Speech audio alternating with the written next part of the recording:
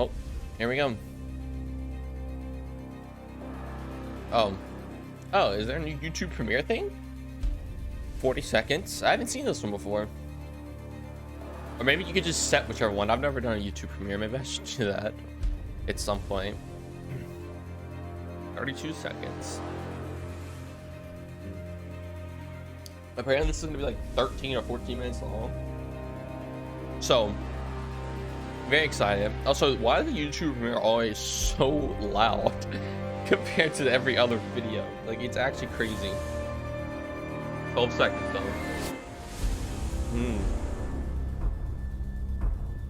6, 5, 4, 3, 2, 1. Let's go.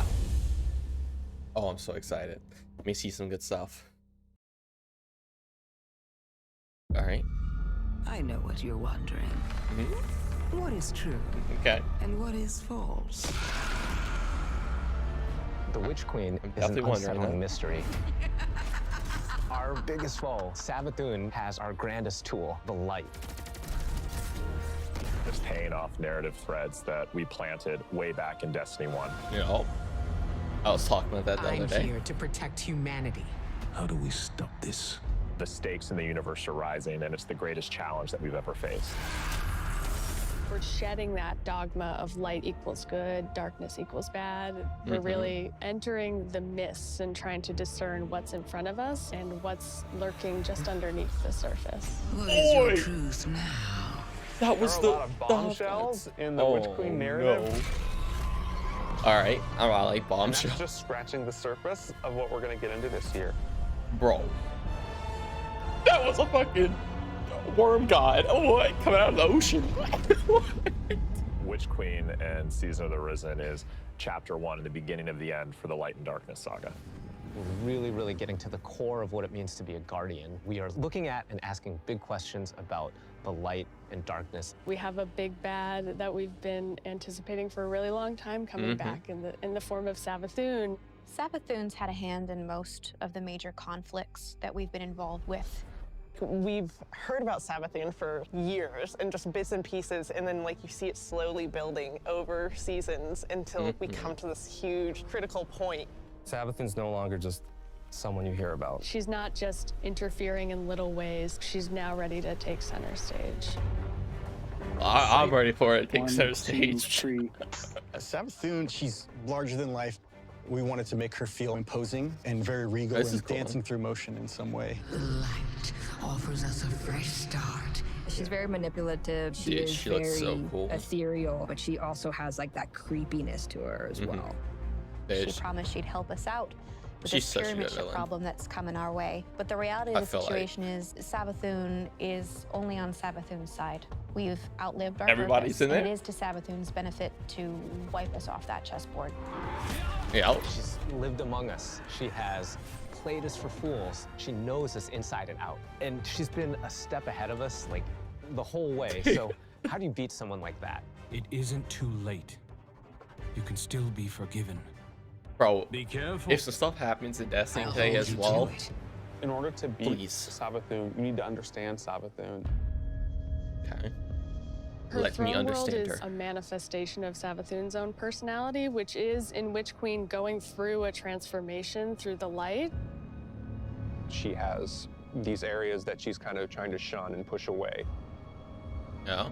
For the old Hive areas, it's much more atmospheric. It's very dense. It's very claustrophobic. Dude, it's spooky. It looks so cool. Then when you make your way into the Lucent Hive area, it's a lot more open and broad.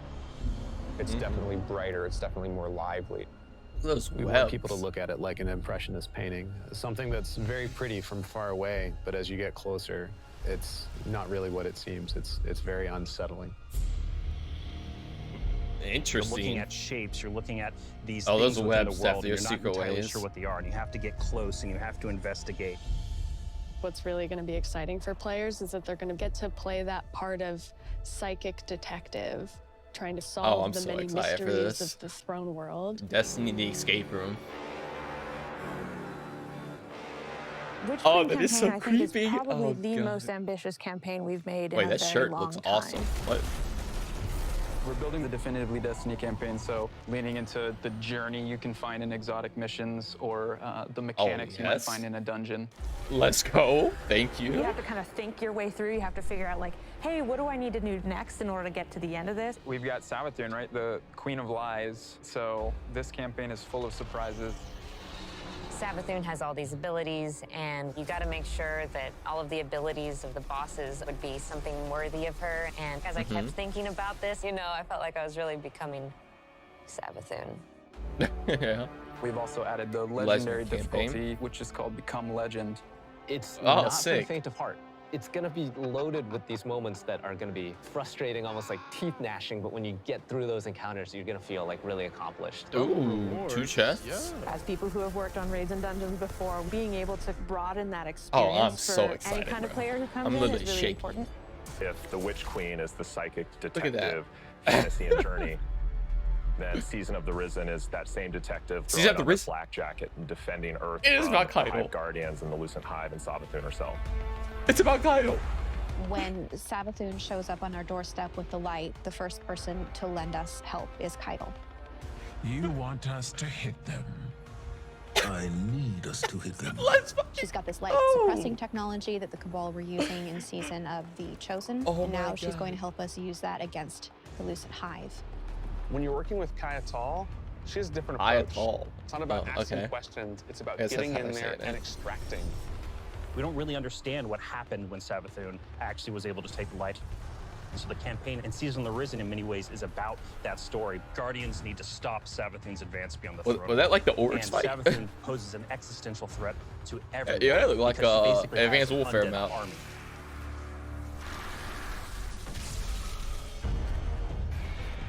In fighting the Lucent Brood, this isn't our first time in the game fighting other light bearers, but it is the first time that we'll be facing other light bearers that have much more relentless motives.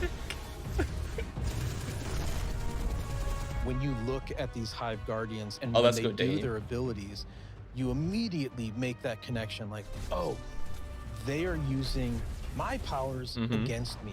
As soon as we see the Knight pop its super and it has 2 shields, Thrall Blade Rods me. You're like, oh yeah, I see that connection. And then it's like, or a Knight pops shield in front of me and drains me to 1 health. You're dead, and it's just an amazing experience. The Guardians themselves kind of feel like a fire team that you're fighting against. You got every class represented. The Acolyte, when that character casts, does very similar things like the Acolyte Blade Rods. The Arc Wizard. Here he goes. The sparks go out. It's ready to go. If you're not smart about it, if you're not paying attention, you are essentially going to have to play that fight over again.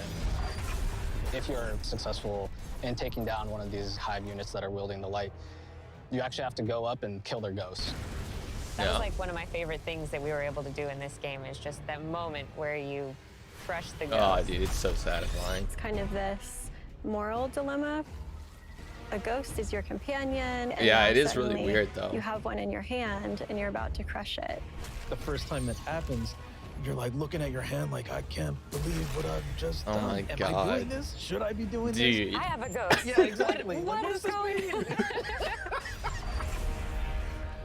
Dude, Savathun that and character Lucent Brood are looks the most so dangerous sick. enemies we've faced so far. And so we're going to need better, more powerful weapons and tools to fight against that threat.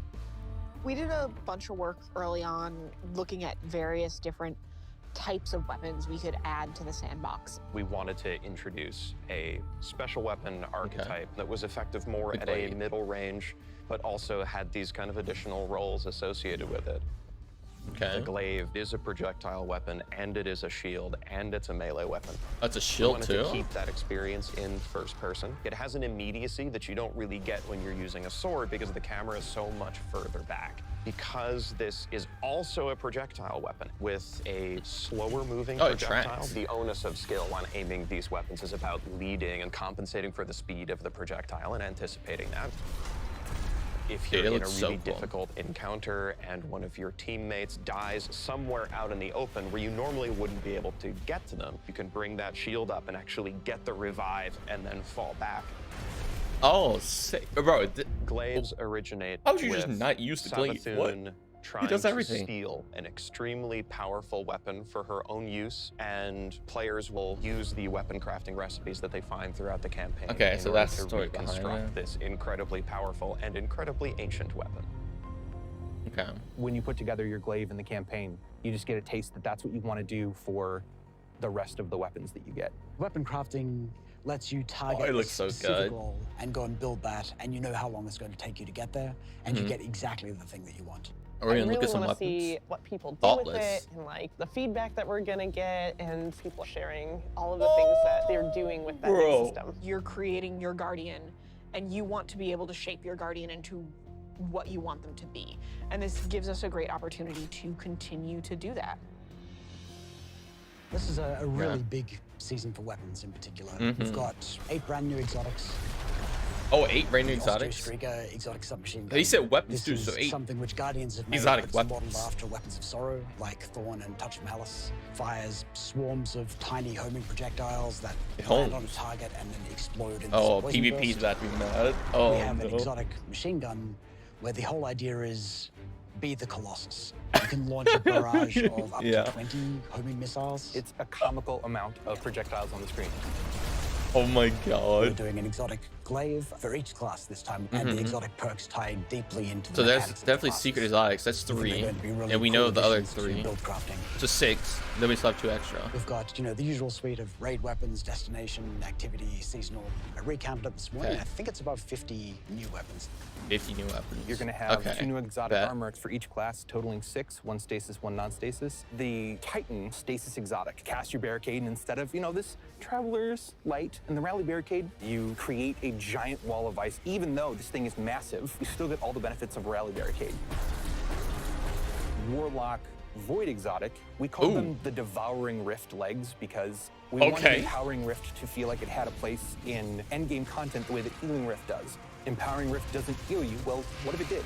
What? In Season 16, you're going to see a massive revamp to the Void subclass system across all 3 classes. This is a huge update and will allow players to build looks sick craft in too. ways Oh my that god, they've look at never what done 3.0. before. Oh, I have One to of go the back and things look we at all wanted those. to do is create a core set of verbs like we did with stasis. Bro, are they just showing everything? I think that's the pretty cool thing to be I'm able going to be running suppressor grenade probably. We wanted you to feel Oh my god, like so you it were does the stop energy there. vampire. Feel like you were the Night Stalker. Feel like you were that protector, that big Sentinel Titan. So you're going to see things like Bastion, a new Titan aspect, where you take your big old Sentinel shield, slam it into the ground, and create this void barricade that's going to apply overshield to you and your buddies. Ooh, it has an My overshield. favorite aspect is probably Child of the Old Gods. As this warlock controlling space and time, I'm able to rip a hole into another dimension and then pull out this little like sentient black hole. Whenever I target an enemy, my little black hole buddy is gonna fly over there and start draining their life force. Dude, that the is Void so 3.0 cool. update is really Oh setting my the stage God. for how we're thinking about updating the subclasses for the rest of the year. We're going to extend this philosophy to Solar and Arc. Solar Thank you. obviously is going to be about burning, but there's this other component to Solar, and that's healing. Arc is all about chaining. It's all about lightning, Chaining, direct okay. attacks, quickness. We're going to take the fantasies that you know and love today. We're going to embellish them. So what you'll see is like all of the new Was that abilities, shout out, all Vince? the new What? actions you take, reinforce that to the core. Pretty excited about it. Dude, I'm excited about Witch it. Queen is very much a culmination of the last 6 to 7 years of just Destiny all together. And really, this is starting the road to the final showdown. But things aren't necessarily just dark and light anymore. There's a lot more nuance in the game. It's going to be a real fight. Players have something that they're really going to be challenged by. I can't wait for everyone to find out what's been going on with Savathun. Like, Yeah, I'm so excited. Guardians are so clever, aren't you? From the throne world to the campaign to the customizable build crafting, it all comes together to make Destiny feel really new and fresh. We've got more Destiny coming this year than any other year before. It's one of Really? the most ambitious releases we've ever put together. Really? The team is firing on all cylinders. They just said it, okay. They just came. Is this the next Forsaken or Taken King? That's a lot of words that they got thrown up to. Bro, what? Dude, this legitimately looks so sick. What? Oh my, all right, I'm just gonna refresh the page. I think everybody in the chat was hyped, but I'm just gonna mute it and talk for a second. Bro, literally everything in here was so cool. He said there's 8 new exotics. We know of the 3 glaives, the Cabal weapon, the SMG, and the Hive grenade launchers. There's 2 more exotics, which will probably be like a raid exotic and probably a hidden exotic, or maybe from like, you know, just something special. I don't exactly know how many armor pieces they said, but we do know that's probably at least like 6 in total, so 2 for each class, because we know the warlocks empowering and healing rift thing that does the both, and then their stasis grenades, which is really cool. So yeah, that's a lot of information. Also, Kaido is like gonna be our ally now and like help. Oh dude, bro, 22nd needs to hurry up. I'm so excited for this. And honestly, if you guys want to see more Destiny content, be sure to stick around, because I'm going to be posting a ton of Witch Queen content, and I cannot wait for this probably as much as you guys. But thank you all so much for watching, and I will see you in the next one. Peace.